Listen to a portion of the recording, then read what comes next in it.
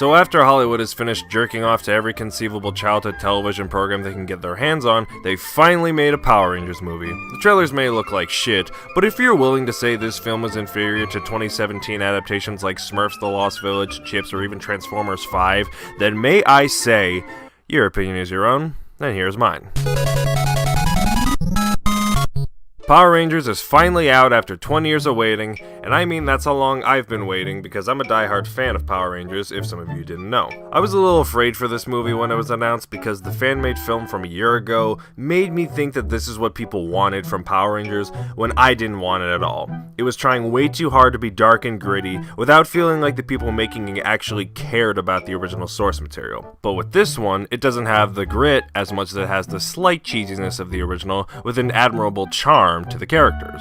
The best part about this movie straight up are the actors playing the Rangers because, unlike the perfect and no problems characters in the original show, these ones have their own personal struggles and they seemed like more down-to-earth characters. But they're not whiny or angsty, they're just regular teenagers. And not the teenagers who partake in literally every charity in Angel Grove. And honestly, the worst part about this movie is the third act when they actually get into their Ranger suits and Zords. Not saying it's bad, but I was so interested in these characters that putting them in the suits kind of made me lose interest, even though in the show, the worst part about it is the characters and the best part is the action. So that's actually kind of an interesting dynamic that I'm actually really glad they went with. The rest of the cast is pretty solid. It makes perfect sense to cast Bryan Cranston as Zordon because he was actually a huge part of the original series. He voiced a few of the monsters, and Billy Cranston, the Blue Ranger, is actually named after him, so making him Zordon seems like his role in the whole Power Rangers universe came full circle. It's really interesting how a man who worked on a B-rate action show for kids became a prestigious actor within the following 2 decades with shows like Malcolm in the Middle and Breaking Bad. Like I said, just about perfect. I even like Bill Hader as Alpha, not just because it's Bill Hader and, how can you not like him, but because he's less of the annoying Alpha we've come to know and instead has a sarcastic way of talking, much like K2SO from Star Wars Rogue One. And I think Elizabeth Banks as Rita Repulsa really set the bar for this film because of how she and the rest of the movie is played out. More often than not, she does seem like she's playing a villain from a kid's TV show and does seem like Eddie Redmayne from Jupiter Ascending.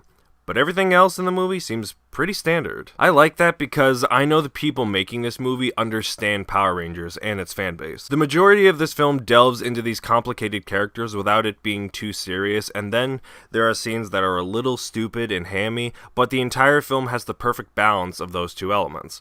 The film treats its audience like they've grown up, but not forgotten what they loved about Power Rangers to begin with a few changes here and there.